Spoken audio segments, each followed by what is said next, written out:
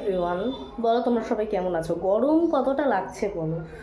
অত্যাধিক জঘন্য একটি ওয়েদার। বাইরের ওয়েদারটা মেঘলা মেঘলা, একটু বৃষ্টি হলে বাঁচি, বাট বৃষ্টি তো হয় না। ব্যাপার হচ্ছে আমার বান্ধবীর বিয়ে, আমার একদম ছোটোবেলাকার বন্ধু, মানে নার্সারি থেকে। ফার্স্ট যেদিন ভর্তি হতে গেছে স্কুলে, সেদিনকে দেখেছি ওকে, ও এসছিল। তো সেই থেকে বন্ধু, আমাদের পাড়াতেই থাকে। ওর আজকে হচ্ছে আইবুড়ো ভাত প্লাস মেহেন্দি। আমি গেছিলাম, দেখি যদি পারি তাহলে পরে আবার যাব। আর মেহেন্দি টেহেন্দি সব হয়ে গেলে তোমাদেরকেও দেখাবো।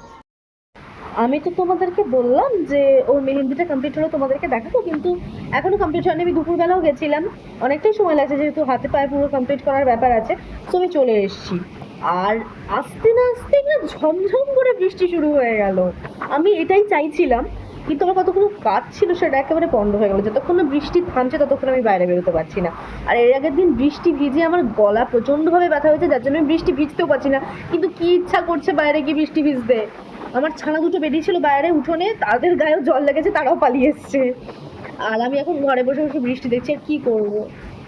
চলো আজকে এইটুকুই রাখছি ভিডিওটা। কালকে আসছে বিয়ে বাড়ির ব্লগ, তোমরা দেখতে থাকো।